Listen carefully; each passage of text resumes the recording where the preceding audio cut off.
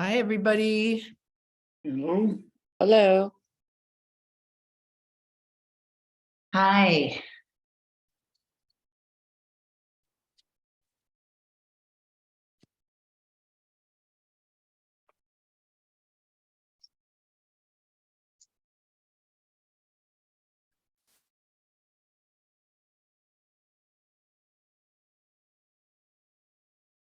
Everybody's here.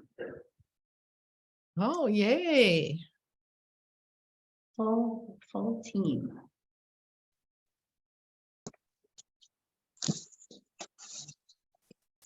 I'm just writing down his call.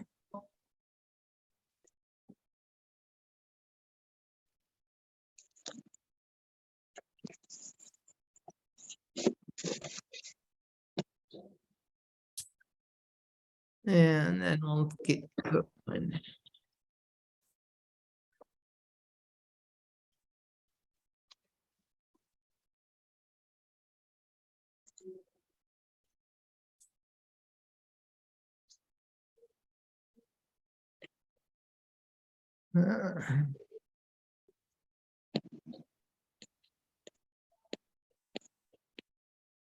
And who is it? 916-402-3739?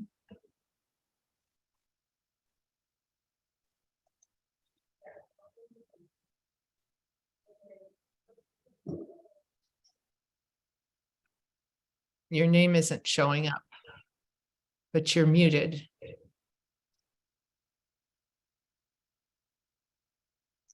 So there is somebody that is on a cell phone.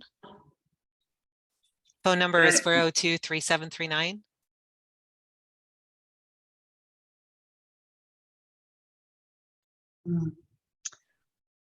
I can put them in the waiting room. I did, I messaged them ahead of time to ask them to identify, but they did not. So, Yeah, if you can put them in the waiting room. okay. Thank you.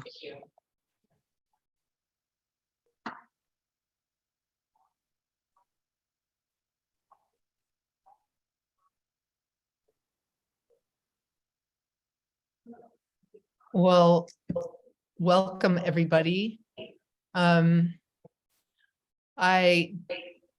want to begin this meeting. I know we have our agenda and everything, but I want to begin just by acknowledging all the hard work that Betsy has done. And Betsy, we're going to miss you and really enjoyed working with you, but wish you the best and a wonderful, exciting future, which I'm sure will be great. Thank you. I'm looking forward to the new opportunity, but there's a lot of people I'm going to miss here. So thank you. Yeah, well, hopefully it's us. Of course. My finance buddies. Yes, that's right. That's right. Okay, I can bring the agenda up on screen. Great. Maybe. Here we go.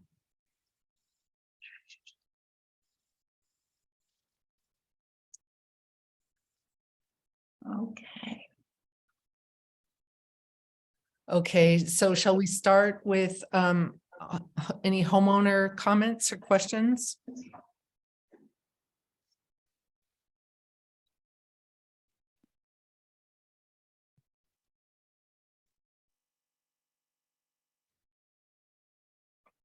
This is Nina. I actually have a question. Sure. There's some chatter going around about if you lose it, if you don't use your budget, you lose your budget, and then you might not get it back next year. And I really hope that's clarified a little bit, because if we don't use something in our budget or in our allocations, the money doesn't go away. It stays in our budget, but it's maybe somewhere else. It's parked somewhere else, so it's to save it. And it could be used for whatever the board determines to use it for next year. So I wanted to make sure that I had that correct. Right. Yeah, Nina, that's a great question. And, everybody feel free to chip in, but I guess I would just want to say that if you're talking about the reserves, the Yes. reserves are like a 40-year budget. So if we don't use an allocation this year and we need to do some work, let's say paving, for example, because we push paving down the road, if you'll pardon the pun, a lot. And it doesn't go away.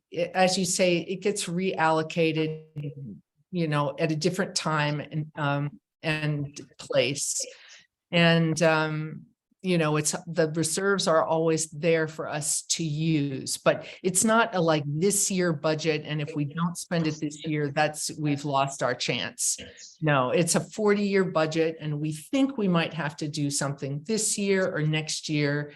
And whether we do or not depends on a lot of different things and a lot of people's decisions. And Well, in you have to, Go ahead. you have to understand it's a projection of expenditure for that given year. And if it's not expended, normally, if it's something that has to be done, eventually it'll get rolled over.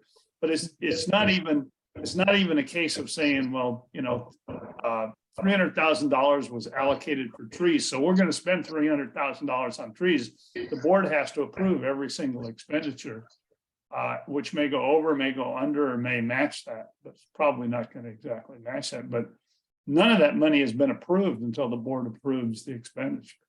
No, I understand. My question in particular was around the money that was set aside for the valve project. And the board said in the last meeting that they weren't going to be going forward with that. I think it was the last meeting, the meeting before. And so I just have heard some chatter that, well, if we don't use that money that's been set aside on something else this year, we lose it. And I'm thinking, well, if we use it all this year when we've decided not to spend it, and don't spend it on something like helping out with, I don't know, our siding or something that maybe is over budget, then we could be in trouble down the line if we just decide to, blow that money on something that was not necessarily really necessary this year. I'm just, I'm maybe asking it more awkwardly, but I just want to make sure it stays in there and the board has to approve it. And it's really important to save some of those things for the years later. So if we decide to do that valve project later, it should be set aside for that. That's right. Yeah. That's right, Nina. And actually the valve project is on our agenda. So we will also talk a little bit about that later. Thank you. Okay. Any other questions, comments?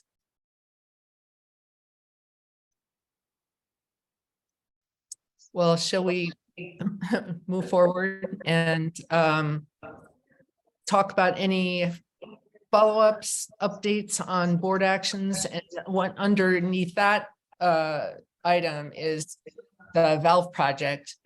And I put that on there because it was an action that I'm not really sure where it came from. It was a board action. We didn't have any part of it as a finance committee of, reviewing it, deciding it. It was, grounds and board. I assume the grounds committee came up with the idea and then took it to the board. But then there's also the question of deferring the valve project. And that also hasn't really come through our committee. So I just thought it might be helpful for us to get a little background on exactly what the valve project was and what the considerations were for deferring it, whether everybody kind of understood what was going on. Because I know people are talking about it, and Nina's question is a perfect example. So I just thought it might be helpful to have that information as kind of a follow-up to what the board's doing. Betsy, can you fill us in? Yeah, and of course we have Jackie, the treasurer here, and Cheryl Nelson is here, but the way I understood the decision is that because of the storm and the extensive amount of landscape repairs that may be needed in response to the storm, the decision was made not to move forward with the valve balancing project this year, and instead use this year's landscaping allocation to help with the storm reparations. So that's the way I understood it. But I think that the project is one that they'll want to do, and probably what will be communicated to Bob Browning when he's preparing the draft study is that the valve balancing project, instead of taking place in 2023, 2024, and 2025, will take place in 2024, 2025, and 2026. That's my understanding of it.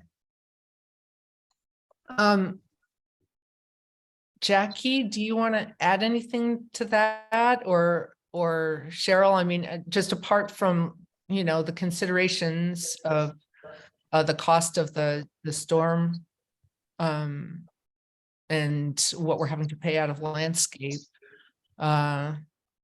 Is everybody kind of clear on what the project entails, and is there any uncertainty around this about the value of the project? This is Cheryl. The value is going to be in future, of course. The project is to balance the irrigation valves so that we are more prudently using our water. Where we have mixed use, let's say ivy and lawn and shrubs, sometimes we're overwatering the shrubs because we have to put more water into the ivy or into the lawn. We have, I believe it's 9 controllers or valve that drive the irrigation. To get those 9, as we go through, the project is designed to go through the zones and to would have started and followed the siding project. That won't be the case when we start next year. But the idea is to look at the landscaping that's in a certain area, determine what needs to be changed in the irrigation, whether it needs to be a different sprinkler system, whether it needs to be drip, or what to best use water for the area, and to change some of the landscaping to more conform to water savings. So that's what the project is. The money was allocated, not knowing, of course, we were going to have a storm, and the intent is to begin the project next year. And I don't think that means that, I mean, I can't speak for the board of directors, but the way I understood the discussion was that what was needed for the storm is what would be used for the storm, not to reallocate every penny that was intended for the valve balancing project and use it on the landscape. Just simply to make sure that the landscape allocations were not exceeded by doing what had to be done and putting off the valve balancing project by a year. That's correct. We don't know what landscaping needs to be done. We don't know all of the costs for the storm. So the board's intent, and Jackie, when you add, if you would like, the intent is to gather information about what needs to be done, just as we always have done for landscaping. But instead of writing proposals now and assuming we're going to be able to do some of them, we're going to wait into the year and see what money is expended on the repairs and remediation of the due to the storm. And from that, we'll make decisions about future landscaping for this year. It may be that we use money and but in different amounts than what we had allocated. Right. This is Jackie, and I agree. That's the board's intent. And then we also are taking into consideration the change orders on the siding too, because we've got a lot more than we expected. So that's really helpful, both of you. Thank you. And I guess I would point out that the valve project wasn't something that was in the budget years ago. It was something that came up as a result of all the movement towards water metering and the need to conserve water in our landscaping. So it's kind of the way things do in a community. It was I think, a project that came up because of this new situation. And, if it has a benefit to the entire community, it'll stay in the budget I think, as Cheryl explained and Jackie confirmed, it's going to be postponed for a year, but it's still considered to be of value to the community in terms of water saving and expenses overall. Correct. Okay, thanks, Jackie. Does anybody have any other questions about this? Is there anything else you think we need to know? I've got a question with regard tangentially for Betsy. Where are we on water bills? Andy Helms and I have a meeting with the city on Wednesday, and they have agreed to not switch over the billing until January of 2024. And so the meeting that we're going to have is just to discuss the implementation of that. So when it comes to budget season this year, that's definitely going to have to be something that gets talked about. And that budget line will have to be increased starting in January. And hopefully that's, the city and the association can coordinate well enough so that, your bill to the city for water ends in December and your bill to Nepenthe for water, begins in January. Okay, so that's good news. I mean, Yeah. it simplifies the budget. Do Yeah. we yet have a reasonable estimate of cost? I mean, are we getting accurate feedback from the city on how much water we're using and what the cost would be or not? That's part of why we are meeting, is because we've not been getting the reports. And what my contact there and who we're meeting with has told me is that the reports are just really cumbersome. And so she's got a way to work around that. But from what we have received, it's very much in line with first what Wood Rogers projected in their study. And secondly, with the actuals match up with kind of with what you're paying already, which is that's the really question, right? But yeah, those numbers seem to be pretty in sync. So it should be a wash for the homeowners. Oh, that's even better news. Yeah. Yes. But the board's What gonna about need the that money- information. For the common areas. I'm sorry. Sorry, Will, go ahead. I said that the board's gonna need that information. I heard the question about the common areas. We're getting as I understand it, whatever we're getting is all the water we're currently using. So we would know what the cumulative cost would be and how that matches up against the individual homeowner cost we're paying now. Correct. And from what I've learned from the city, I mean, your bill that you get for water, it has a factor for common area. That's why it is the amount it is. And it's always been built into it that, whatever the estimation was in 1972 for what it costs to water a project this size, plus provide domestic water for 590 homes, is where they came up with their pricing. Good. Thank you. Mhm.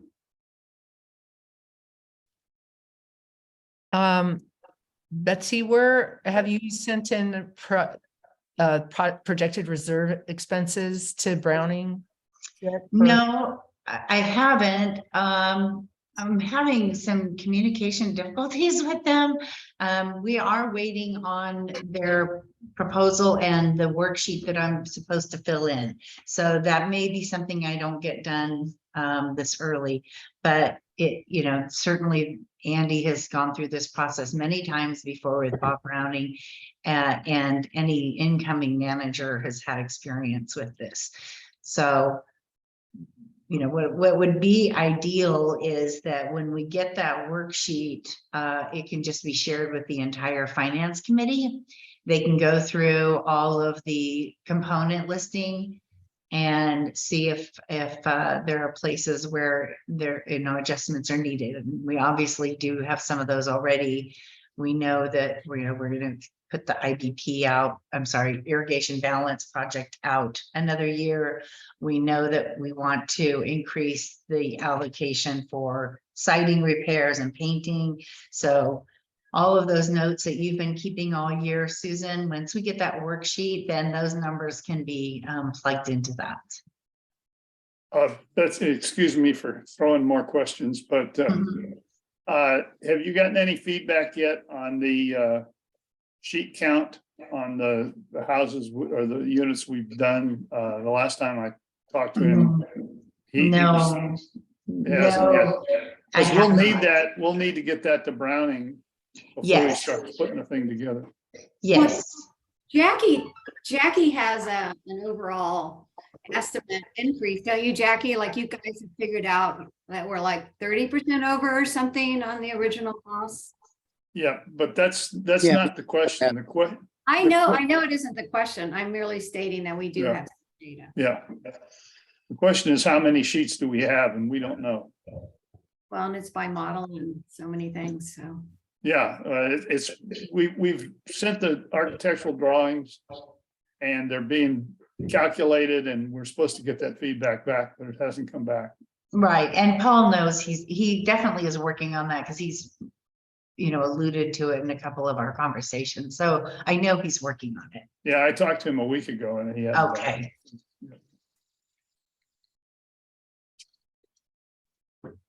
Sounds good.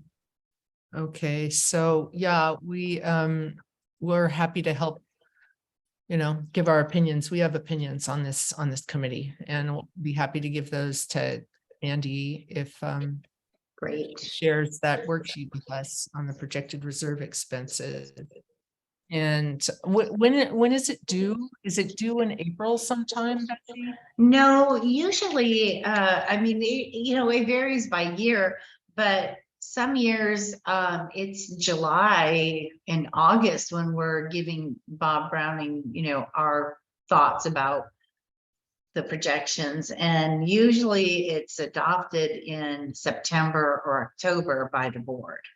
So we're just really ahead of the game. We thought, if you recall, we thought that this year was one of the years where he comes and does the site study, and that was incorrect. It's actually next year. So on those years, we do like to get started early because he needs time to actually put eyes on the ground, you know, see the components physically in person.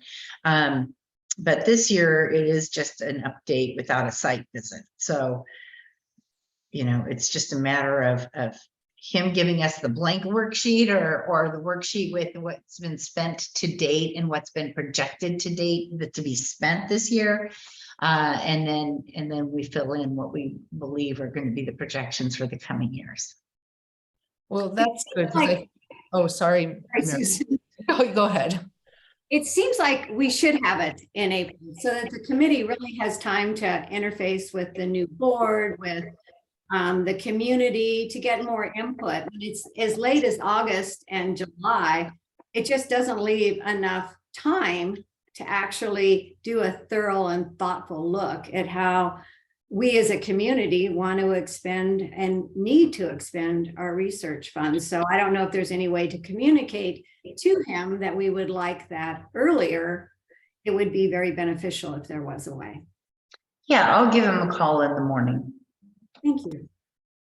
I was just thinking it'll be good that it's not due until a little later because it'll give Will and them a chance to get a really good sense of how much is going to be replaced on the siding, which will kind of reduce our down the line costs. Yeah, it's usually later simply because in those later months is when the board is looking at the whole budget, and the number, of course, of the contribution is one of the big drivers of the overall budget. But I get it. I mean, and to that point, that's why you do keep these notes, because you are keeping projection cost notes but yeah, absolutely. I think there's no reason why at the finance committee meeting next month, you couldn't all have that worksheet and be looking at it. Thank you, Betsy. No problem. Okay. I also put on the old business, developing a kind of a blurb or an information sheet on HOA finances for real estate agents, potential buyers. And I added an interested homeowners, because I think, it's nice to have something to refer to kind of just be clear about how things work. Yeah, this came out of a discussion I had with Marcus, in which he was lamenting, speaking to another real estate agent who really didn't comprehend at all either, what the assessments cover, or what the state of reserves was. Mhm. And, when you're buying into, well, certainly a condo. I mean, some of the horror stories I've heard on condos, when they start getting up into $300,000 special assessments. No. Well, they're behind the walls. You can't see, Mhm. So we're not a condo. It isn't a big deal if you're in an HOA. And the only thing they have is a swimming pool, a tennis court, and a clubhouse, and there's 1,000 or 2,000 or 3,000 homes. But given our situation, the condition of our reserves is actually a tremendous asset. And I think a lot of people in the real estate business, and I guarantee you a lot of purchasers, myself included, when I came in here, didn't have a clue what an asset that was. And they also don't know, they look at Village and Campus Commons, and they look here, and Roger actually has a worksheet that shows what's covered, but a lot of these outside realtors don't have a clue. And so it's like, they don't know if roofs are covered, or siding's covered, or fences are covered, or, whatever. And so I'd be willing to rough something out. I think Marcus would be somebody who might be interested in doing something with that too, just to provide people a place they could go for that information. Well, we could start with, that sheet that Scott hands out is pretty complete and does Yeah. a nice job of comparing. I don't know Right. if you really need to. Is that what? That does a good job of covering the comparisons, but it doesn't cover the whole concept of a reserve and what a reserve covers and why it's important. Most people who haven't lived in either a condo or an HOA don't know what a reserve is. Yeah, I'm just saying that that's a very good starting place. Oh, you're right. I concur. Yeah, Scott didn't make this, I did. They're beautiful. Thank Lovely. you. I'm not talking about what's on the screen. I was talking about what Scott had in his flyer. He has- He does the villages. do it this way. He does it a different way. Yeah, he just has the villages. The one I've seen, Yeah. various villages. That's people shopping in here are looking to compare. So, did I hear you volunteer to rough something up? I'd rough something up on the reserves. I mean, I think if you take this and what Scott produces, we could work up something, maybe 2-page attachment, one with his thing and one with this, which, allows people to make comparisons. But then I think we need a short narrative about reserves and the fact that they're an asset, and that one should look at the reserves. And you got to look at the reserves in the context of what does the association do? What's it responsible for? I see Tara has her hand raised. Oh, please. Thanks. So one of the things the reserves are a huge asset within Campus Commons, and the level of funding and with the targeted funding percentages, I don't know what our rights are or what we can disclose or not disclose. I'm running into that challenge right now in looking at purchasing a property in an HOA, and I've asked to look at the financials, including the reserves, because and they are saying once I'm a resident, I can go ahead and view that information. I don't know how prevalent it will be to be able to find out the health of our reserves as compared to others, unless we can get a hold of the financials from individuals that are there. But I do know, like the other campus comments and the regular assessments, special assessment they receive, that would indicate that their reserves are different in the way that they are being handled than ours. Mhm. I would concur, and I don't think we're going to be able to do a comparison on reserves, but I think we can do a narrative to explain how reserves work, why they're important, and the condition of our reserves, and suggest that anybody buying into a HOA or a condominium should examine the reserves before they do so. If, as Tara says, if they can. Yeah, Doesn't Yeah. sound, well, if you can't, I wouldn't buy in if I could, I know, not knowing what I know now. right. It's okay. The one I'm looking at a first service residential managed HOA as well. So that'll be an interesting Oh, that comparison will too. be.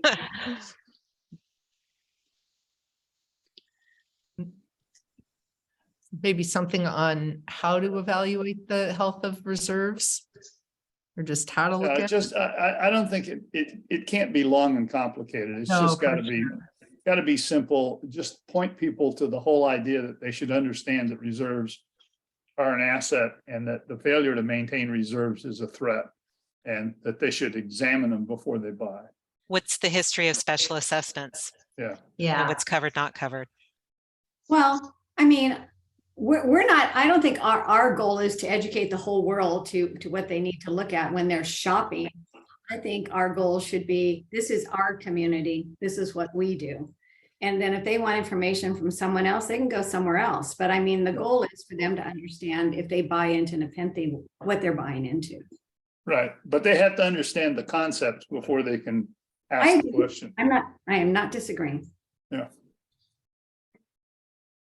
Okay, well, beautiful. Thank you, everybody, and especially Will, who's going to draft a little something. I'll draft a little something on that side, and this other stuff is already done for us, so. Yeah.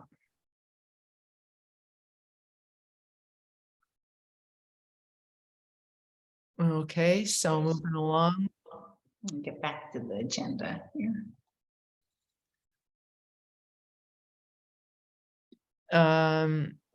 Let's talk about the need for a periodic audit of our finances, reserves, and I suppose operations budget. There's been chatter about this around the community, and we kind of looked into what we do and know that we have a review every year of the finances, just looking for irregularities. Jackie or Betsy, could you explain exactly what we do? Yeah, I can certainly get the letter of engagement, and that is, something that was in the board packet just a few months ago. The board approved that contract. Mhm. What I'm curious about is it says in the bylaws that the treasurer will make an audit happen. So I'm curious, when was the last time we had an audit? Do you mind bringing up that text? Sure, yeah, I can do that. It's here. Are you talking to me, or are you asking Mary? Whoever. Okay, I can bring it up. It's, let me see. And right now on the screen, all you can see is the agenda, right? Right. Yes. Okay, let me let me correct my share here. Okay. Okay, governing documents, bylaws. Yeah, there are two references here.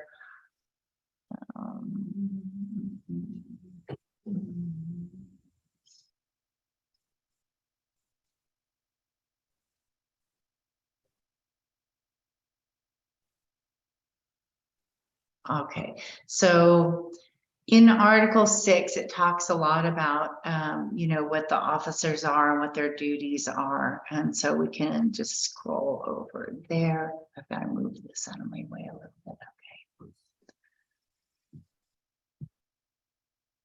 Betsy, can you make it bigger?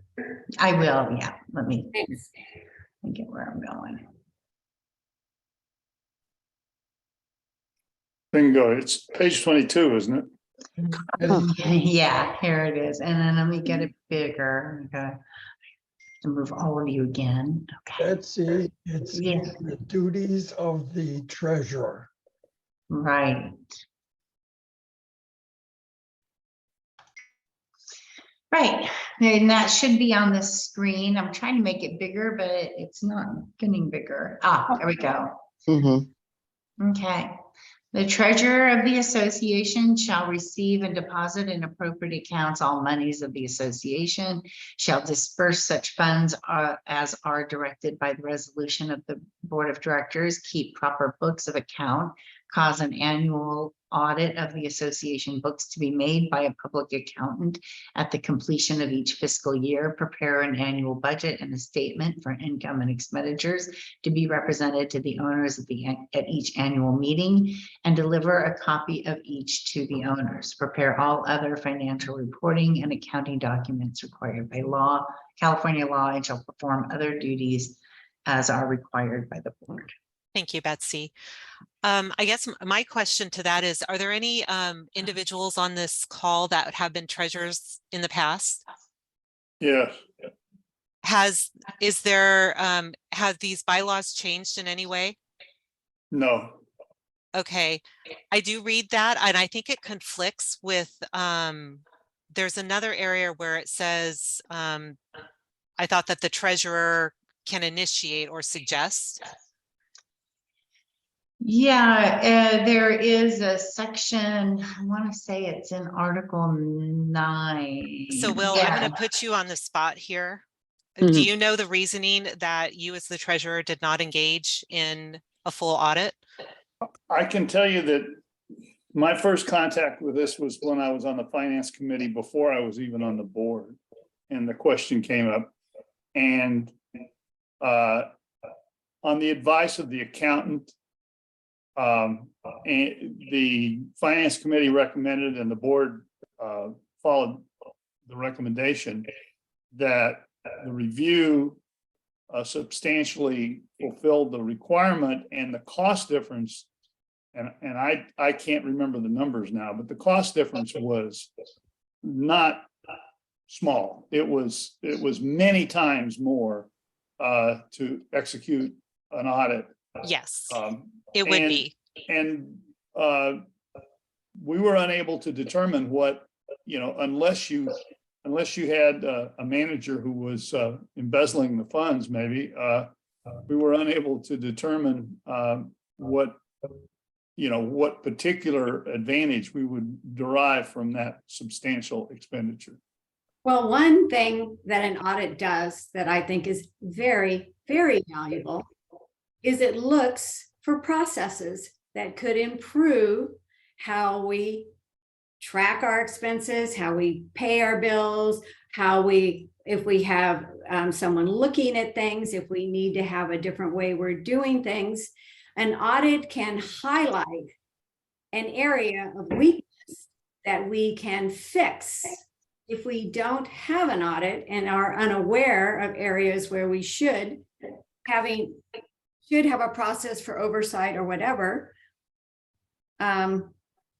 So I need to bring this up because I need people to understand exactly what an audit does and does not do. So Ashley put in the chat that she's brought this up multiple times, irregularities and not adequate accounting controls in place to prevent such issues as fraud and mismanagement. So a CPA coming in and doing a full audit, it is not the purpose to find fraud. It is to test the controls and make management recommendations. If they happen to stumble upon something that would indicate that there is fraud, they would make a recommendation to management that their audit be expanded.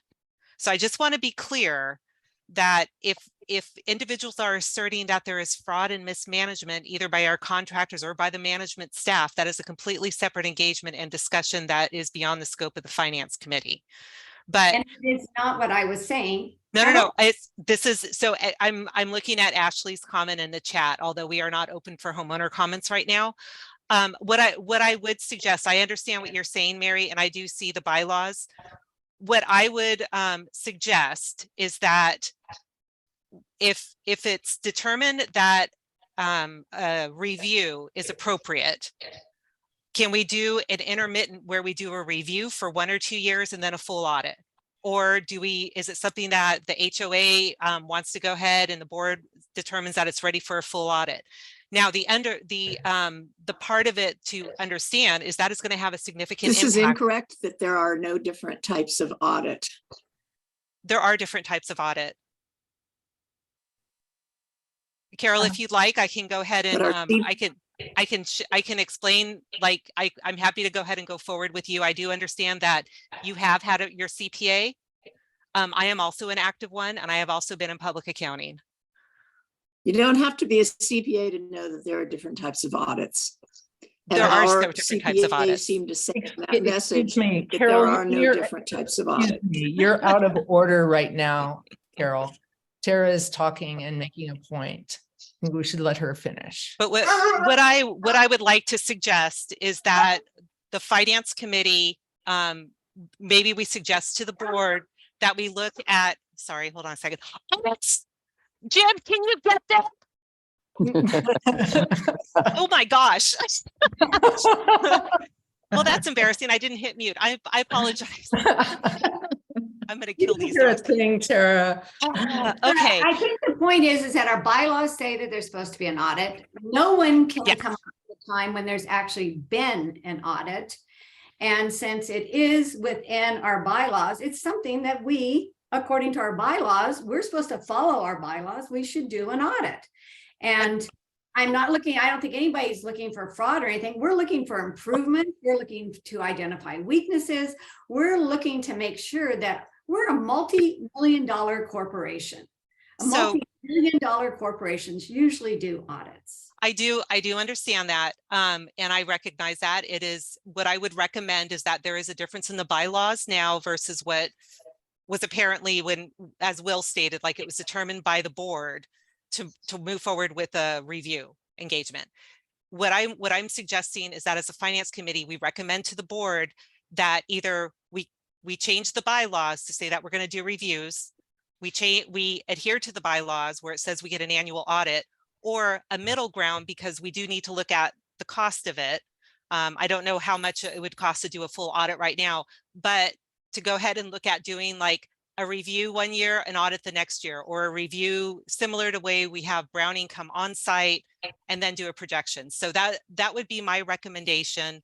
I just don't know what it's going to cost for a full audit. And I think that the impact of that with the benefits received every single year might be a little bit lower than intended. Hi, this is Jack. I don't disagree with you, but have we ever even had one? I don't think so. And that's Whether says we have to or me- not, I'm says proposing to that me I it's agree time. we would have one. Yeah, it's time. Hi, this is Jackie. You know what I think would be beneficial for the board to see is a cost and scope comparison of audit versus review. And it would enable us to make a better determination about frequency of audits, frequency of reviews, and exactly what each of those entails. And given that I agree, Jackie, given we're a multi-million-dollar corporation, if it costs a little bit more, I think we probably should do it. I don't think it should all be on cost. It should be cost and benefit. And scope. I want to, Yes, because if it costs $10,000 to do, anyway, we're talking about things we don't even know about now. We don't know the scope, we don't know the cost. And I think that's a good starting point. I So agree. make an informed decision about what should actually be done. That sounds like a really great idea. And Thank how about, does somebody want to, do we need to make a motion to Well- find out this information? So that- Susan, I think if you can get our current accountant Mhm. to do a 20-minute presentation to the committee, Oh, yeah. indicating both the distinctions, what will be covered in each and how it will differ and what the relative cost differences are, and potential benefits, it would be extremely helpful. Yeah, that's a great idea. And he's, as you know, he's attended before. I think he'd be willing to do that. This is, of course, his busy time of the year, but this time a month from now he might have the time for it. So I can email him and ask him if he will attend this meeting next month. And then based on that information, we can make a recommendation to the board. Well, and Well, we'll we have- need to make a motion, right? Are we Right, gonna- yes. Yeah, Mary, do you want to make a motion or does somebody want to make? a I can motion? make the motion and somebody can second it. So, and I'll make sure I capture it. So what the finance committee is going to do, since it's in our bylaws that we're supposed to do an audit, is that we're going to get a presentation from our current accountant on the cost, benefits, and So, we can move ahead with a recommendation to the board. and Mary, will you add scope in there, please? Yeah. Yes, scope is added. Good point, Jackie. Okay. I second. Okay. Because And- we all have some differing ideas about what an actual audit is. So I think that would clarify it for us and be helpful. Thank you. That's a good point. Yeah.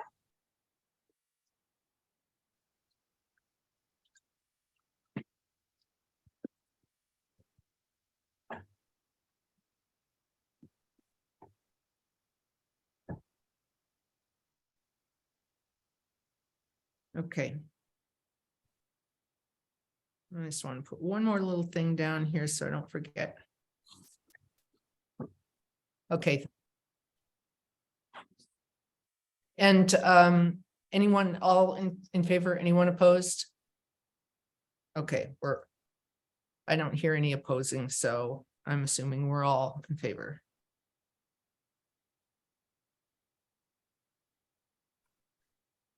Okay. Huh.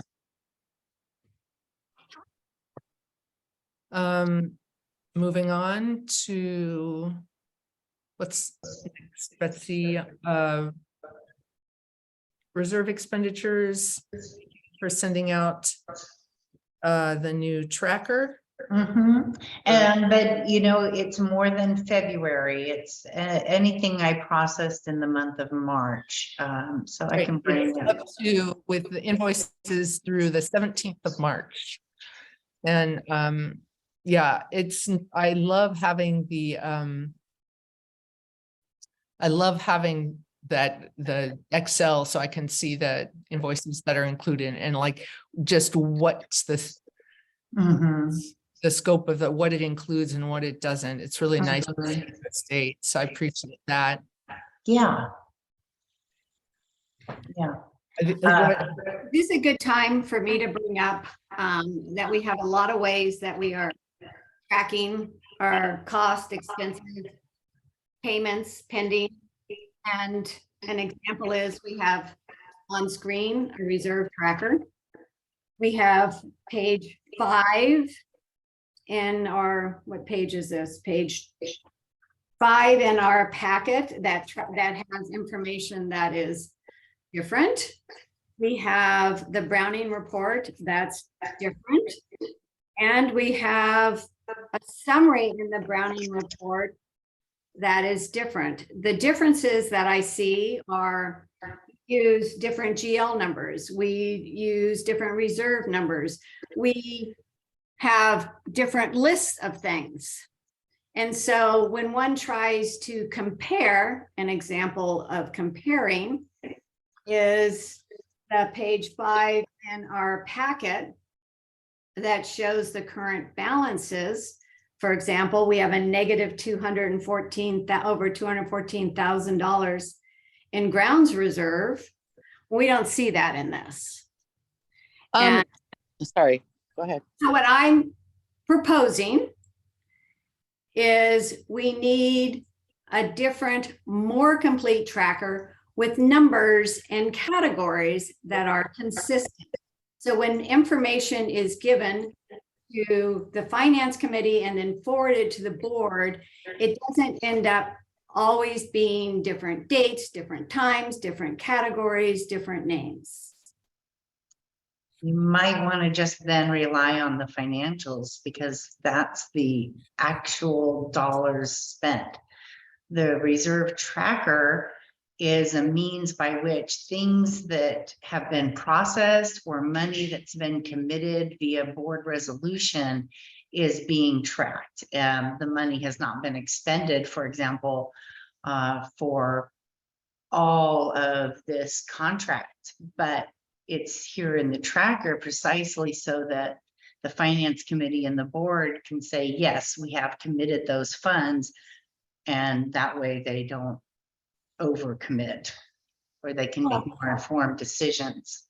Well, my point is if we're already in the negative, we're in the negative. We're not in the negative.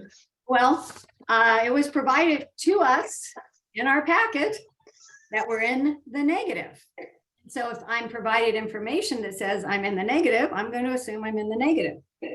And also knowing that the annual contribution to landscaping in total is $377,174. We need to start balancing because we have really high expenses from the storms and remediation. You're having really high expenses with our siding. What I'm not seeing is I think we need to have a better way to ensure that we're not continuing to go over balance. Well, could we ask our accountants to come up with a tracker that would solve these problems? Well, I don't know, Jackie, what it really is an agreement on what categories we're going to use, because I have like 5 different sheets, actually 6. They all use different categories, different numbers, everything. And a time frame, like, so this money is from this date to this date. So when we actually see something, it's consistent and we can all agree. Right now, it's hard to agree. Like, I think it's very valuable to know what our current balances are. That doesn't show up here. I think we need to know so what I'm saying is, and I'm willing to take a shot at it, to have an ad hoc committee do it, but we need something that actually has current balances, that actually we have pending expenses twice here. That doesn't help me. So I'm just looking for something a little more helpful. Okay, so you've pointed out the issues. And so what we need to work on now are the solutions. I know, So, and that's what I just offered. yeah, you can do the ad hoc committee, like you said, you can do it, or we can ask the CPA to come up with something more comprehensive. That's what y'all need. Well, the reason I was thinking that an ad hoc committee would be good because it's our community, and our community probably has ways that they want to see information and they understand it better. So if it were a committee of the community, I think the information would be more pertinent. You know, I'm just going to interrupt for a second because there's a kind of a difficulty in that a lot of people, including possibly even, some of us don't really understand what the reserves are and still don't understand that the allocations are just guidelines for what we expect to spend. And so, we don't have to necessarily stick with those if the board agrees that they really need to spend more money in a certain category. It's not like we have to balance the checkbook the way we do with the operations fund. It's a whole different process. And so in making good decisions, what some people think might be really important to know and get really flustered about really isn't a consideration for the board, who hopefully understands about reserve budgets and will know that they have to make the decision to spend. I think I could find an ad hoc committee that has, I don't find the reserves that complex. It isn't that complex. It isn't that complex, Mary, but I mean, still in talking about this, you're still talking about balancing the budget, so to speak, and that really just isn't an issue. But what the thing I really agree with you on so much is just the need to have consistent numbers so that you can look across different trackers and have confidence in what you're seeing. And if it takes an ad hoc committee to do that, I'm all for it.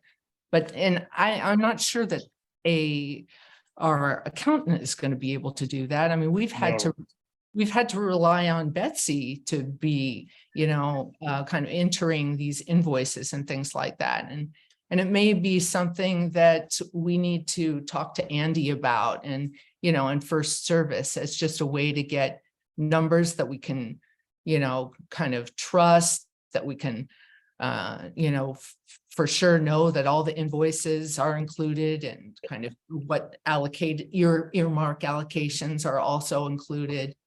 And it's up to the board to decide what they need in order to make good decisions. Of course it is, but we need to start somewhere. And of course, it's a recommendation. It is reviewed, it is looked at, it is assessed and analyzed. But right now, the information that we are getting, and therefore the board is getting, is all over the place. And it doesn't make good decisions for a multi-million-dollar corporation. Okay. I would contend to say it's all over the place is an exaggeration. There is a potential. I have 4 sheets where the numbers don't match at all, and they've all been provided to me. I have them right here, and they're okay. We're still talking about the problem. Can we talk about the solution? Yeah, I think that's a great idea, Jackie. And I really think that it's something that the board probably needs to talk about with Andy. It would be great if, we could be part of that discussion too, since, hopefully we'll also be involved in helping the board make good decisions. Sure. And then, Mary, I'm just thinking maybe part of the community part of it is really kind of a process of educating the community on what the information is that, is important for us to see. I'm talking about people in the community with expertise in the area. But why don't I do, here's my recommendation. Let me get together with Jackie. And we can have a discussion. I can show her all these inconsistencies. We can talk about it and we can provide a recommendation to this committee or to the board. Well, the thing is, Mary, I don't disagree with you that there are things that you think are inconsistent. I haven't looked at them, but I agree that we need a solution. So if we want to have a meeting with some of the finance committee and the board or whatever, I think that's the first step. So I'm not disagreeing with you that we need to do something. I'm saying let's just move on to that something. And I'm with you. So we have to start somewhere. Yeah. Well, there are other people in the equation too, Mary. Yeah. I mean, it can't just be you and Jackie going off to talk about the inconsistencies. I don't think that would.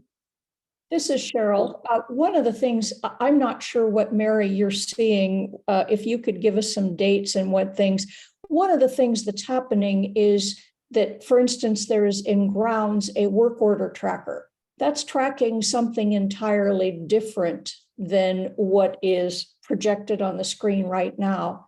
We have to be careful that the source of the tracker is what we are all comparing. That the one tracker, this one that comes from the HOA office, is a closer approximation. And we also have to be clear that these are times, there's photo shots. It's like taking a picture, but 5 minutes later it changes. There's nothing that says this matches what's in the bank account at any time because all of it's in flux. So this is a tool. It's not an exact of anything, but I'd like to know, Mary, you've mentioned packet. I don't know what packet we're talking about, whether it's a board packet, finance packet or what, but those details would help us understand where the discrepancies are. Well, I will get something together. My point, one of the main points is if you look at the column, the GL numbers, nothing, the categories, they all end up with different names and different numbers. That makes it very difficult to track any, for example, landscaping can be called grounds reserves. It can be called landscaping planting. It can be called landscaping. It can be called a variety of things. So I'm looking for consistency in numbers. And we've agreed on that. I know, So I'm just let's talking to Cheryl. Yeah. She asked for information. What I was talking about, I'm trying to explain. So those are the things, Cheryl. I'm not saying that the numbers, because I agree it's a point in time, I'm not talking about those specifically. Thank you. Let's talk about a solution. What's our next step? Sure. I wonder if it would be helpful for Mary, for you to write up your thoughts and send it around to committee members, including Jackie, of course. Oh, and thank you. Andy, of course. And we can kind of share something kind of over the course of the month and have it on the agenda for next month. It's difficult. Yeah, I mean, it kind of solves your need to and desire, and I think all of our desire to make some progress and get something done. And you're wanting to have an ad hoc committee, and we are the finance committee, so why don't we just shoot something around? Would that work? Fine. Okay. I just feel like we need to have something more consistent. And so we've already agreed. That's what I'll do. Yeah, that's a All great right. start. Does that sound good to everybody? Yeah, we need more specificity as to Yeah, exactly yeah. what the conflicts are. Yeah. So we'll trust you to start out the email trail, okay, Mary, and includes then the pages you're looking at and whatever it needs to make sure that we all understand what you're talking about, and then we can go from there. Then we can make some recommendations to, or ask Andy and for service to see if they can help us out with getting more consistent numbers. Yeah, that's probably a really good solution. Okay, great. Just one thing I'll add, this is Andy. I've just kind of been listening and, getting up to speed on some of these things and some of your concerns. And someone indicated, yes, so the different numbers, they're going to be very difficult to get them to match. So on the reserve tracker that you're seeing on the screen, you have a GL number, which is representative of your financials. So those are the financials, those where we code them in your financials. The other numbers are generated from Browning Reserve's tool, their system. So the likelihood of getting those numbers to be the same is going to be probably not realistic, because you have your financials with GL numbers, and those are system generated by Browning. So what we may have to add is a tool that kind of teaches you how to understand those numbers and cross-reference them. But I too am interested in what you're talking about when it comes to the discrepancies are so many differences. I'm kind of going to agree that it's probably a timing issue, but we can definitely look at those, and I will start digging into this tracker and your financials. But we have, we manage much larger communities than yours with a lot more reserve components and a lot more money in reserves. And they seem to be able to manage it between the tool of the reserve study, because that is a tool, that is not a savings account. The document that Browning puts together is not a checkbook, it's not a savings account. It is a tool and a recommendation on how to fund your reserves in order, when it reaches its life expectancy, you have that money represented in your financials to be able to replace that component. So I'm happy to meet with whoever and we can look at those, if it's Mary, Jacqueline, whoever it is, and we can kind of dig down into the specifics of that. But yes, it should be very doable to be able to put all of that together so that you know where you are, financially speaking. Thank you. And I agree with Susan. I think it's a matter of being educated about all the different components, because I know I'm not. And I think it would be really helpful to everyone involved to see where all the gears turn. So Yeah. Can I make a quick comment? It's Ashley. No, sent- Ashley. Okay, all right, never mind. I won't. Thank you. Thank you.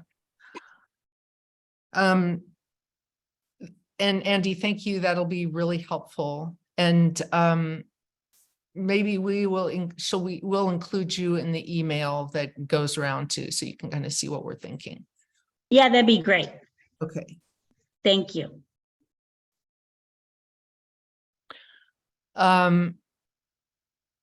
Next, the operations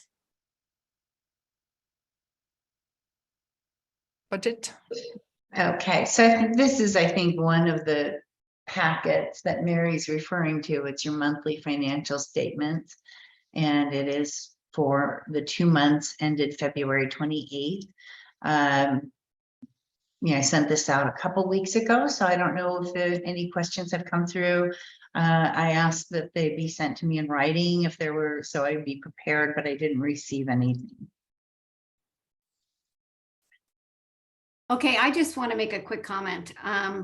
Ashley's a director. Cheryl's been allowed to talk. Jackie's been allowed to talk. Cheryl shouldn't be, Ashley shouldn't be silenced if Cheryl can talk as well. So I think we need to have equality here when we're having a discussion. Thank you, Mary. Did you have any questions about the operations budget? Are you talking to me, Ashley, or are you talking to everyone else? I'm talking to Mary had a comment, but I just wanted to make sure she didn't have a question about the operations budget. The only question I have, if we're talking just specifically about that, is there are times when the operation budget, probably one example is the attorney's fees where we go over budget. So when we do that, go over budget, where does the additional money come from since we have a budget? The money comes out of the bank. So it's up to the board to decide if they want to underspend in other ways. So There is- that happened before he spends or after he spends? After who spends? The attorney? Using that as an example. So if something's going to go over budget and we see that beginning in operations, is there an alert that goes to the board and says, oh, well, I think we're going to potentially have an overrun? What do you guys think? Well, this is sent to the board and it is sent to the finance committee. And I think that the role of the finance committee is to look at trends in the operations spending and put it in their minutes if they think there's some need for modified behavior. Sometimes things are going to be more expensive simply because of inflation. Not a lot that can be done there, but if it's a discretionary item, then absolutely the finance committee should note it in their minutes. Management can note it in management report. Of course, 2 months is pretty early in the year, so For example, we often will see early in the year that the gas expense is really high because, you know, it takes a lot to heat up the sauna or the spa, the spa. And by summer, not so much. So it balances out by the end of the year. There is a contingency line, as I remember, True. but it's not very large. I mean, obviously, if this reoccurs often, and sometimes it's unavoidable, like you point out, let's say PG&E suddenly starts charging you twice as much for gas, there's no way when you lay the budget out to know that. So either you have to cut back on the use of gas, you know, turn the spa off, or pull that money from some other expenditure, or you're going to run a deficit, or you have to have an adequate contingency fund. And historically, we've run a relatively small contingency fund. Okay, so I think we've all brought, and I'm agreeing with the discussion. I just think that we need to be alert for that. I think gas is a great example, you know, super high in the budget this month. That we see stuff like that and, you know, just alert the board. You know, I think there's potential, you know, we're early in the year, but this is really high, just red alert. Yeah, it's a really good point because, you know, when that the flood insurance money came through, like we had to pay it at the end of the year instead of the beginning of the following year. I think this was last year.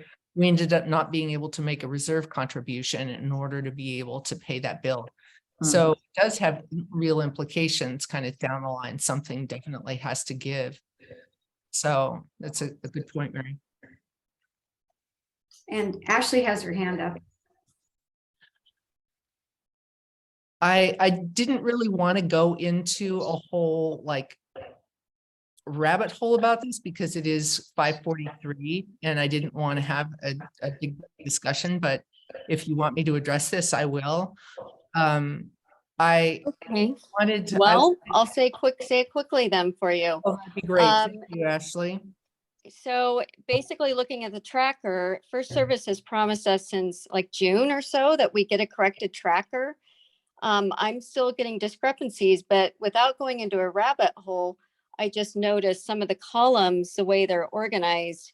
I think the purpose of the tracker is to find out how much is left of the allocation, but she's got the year-to-date expense. It should be changed to paid and pending expense. And then when you go over to column M, it should be, you know, what's spent and what's planned to be spent. So then we get to column N and we know how much is left or available. That's all.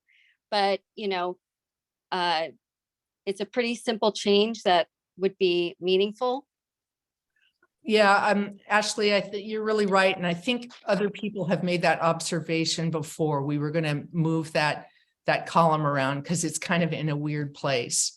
And maybe that'll be part of some of the changes that we make. I think that's been bothering a lot of people for a while. Thank you. Yeah, I would move column J over between actually M and N, year-to-date expended, and then allocated or pending, whatever you want to call it, and then balance. Yeah, that would work. I like that. Okay, so maybe I'll think about that when I'm passing stuff out to people. Yeah, Mary, I was going to ask you, did you take? So I have totally noted that. Thank you Okay. everyone for getting a start on it. All right, wonderful. Okay. Well, I think we are at the end of our agenda. We got through a lot of stuff. Does anybody have any last comments? Because if not, then I will move to adjourn. No, I'm happy we've reached some solutions, or at least started the process. I'm really glad about that. Thank you. Great. Thanks for keeping us on track, Jackie. Sorry if I was a little too bossy there. No, you're fine. You're fine. No, you were bossy. Well, that's the way I am. Okay. Well, At least thank you weren't yelling at a dog. Sorry. No, I hope nobody had their volume up. nobody heard anything. Yeah. Tara. It'll be on the internet for decades to come. Yep. Right. Well, thank you Bye. all for your time. Have a good Okay. evening. Good night. Bye.